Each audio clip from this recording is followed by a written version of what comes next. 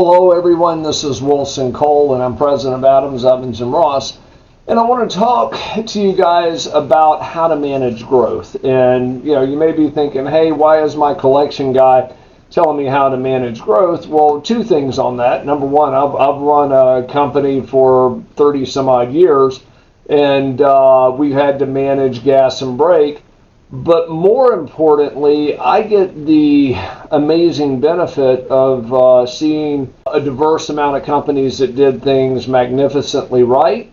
But I also get the opposite of that, is I get the companies that maybe had a wonderful idea, but they didn't manage either their cash or their growth or both. And anyone that's around me knows that I ask a lot of questions. If I meet somebody and we're talking about business, if they have a different experience than I've had, or if they're further down that road than I am, I'm always asking questions. And I've had mentors through the year and still do. One of my biggest mentors is a gentleman by the name of Gordon Bazar, and he's kind of one of these leverage buyout guys, but he still runs a private equity firm out in California, so shout out to Gordon. But he and I were talking probably, I want to say 10 or 15 years ago. There was a discussion on how to manage growth versus profits, because I can tell you a lot of companies will grow just strictly to cover overhead. And if anybody's ever been in that cycle, it is the most frustrating cycle to be in. So how do you've got to invest money to grow the top line, which eventually grows the bottom line. Where is that magic number? How do you manage it? And one of the things that private equity firms use is it's referred to as a rule of 40. And I'm going to explain it to you, kind of walk you through it, but it was life-changing for me. And it kind of gives you the tools to know when to gas and brake.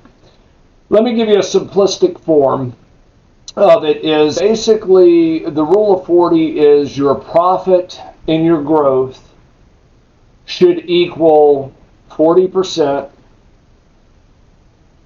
That way, it long-term cash is accumulated, long-term growth is accumulated, and it's basically a SaaS model as well. And let me kind of give you an example. If you're growing at 40% a year and you're just breaking even, then you're hitting that 40 number. You pretty much the top line and the bottom line will increase enough very quickly to where you don't have to worry about cash. And I'm kind of giving an oversimplistic example, but Amazon, for example, for the first, oh my goodness, decade, they didn't turn a profit. Now they're bringing in so much money that the amount of money that people spend on the internet is just mind-boggling. But they had enough growth to where everything caught out, and they had the finance lines and things on those lines.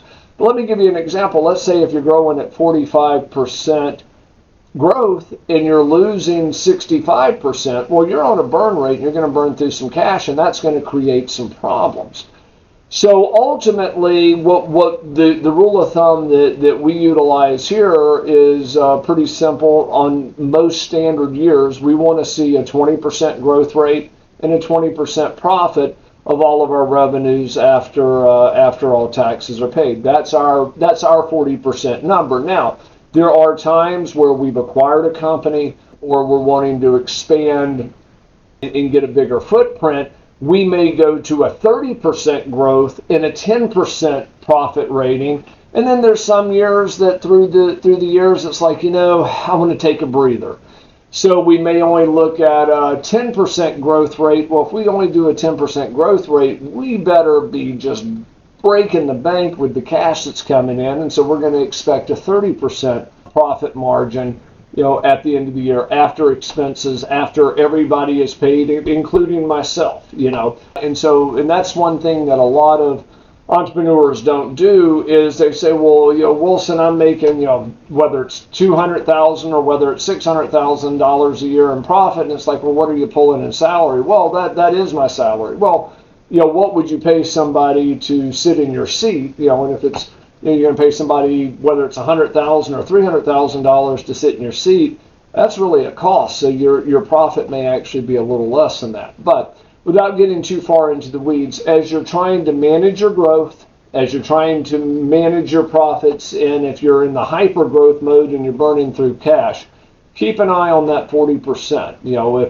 If you're growing at 45% and you're losing 5% a year, then that drops you down to the 40%, and eventually those numbers will rectify themselves. But that was a tool that we used way back when, and we still use on a daily basis. We check that on a monthly basis and on a yearly basis, a quarterly basis. It's kind of our baseline on that. Hopefully that helps.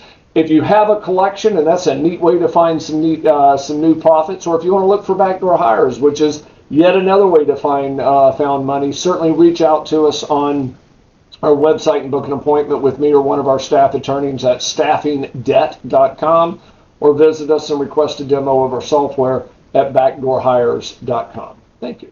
Hey guys, it's Wilson again, and this video was brought to you by Adams, Evans, and Ross. And if you like the video, please make sure that you click on the subscribe button and also like the video. If you have any questions or comments, please leave those below as well. If you'd like to learn more about our company, please visit our website at staffingdebt.com. And also remember, if there's no collection, there's absolutely no cost at all.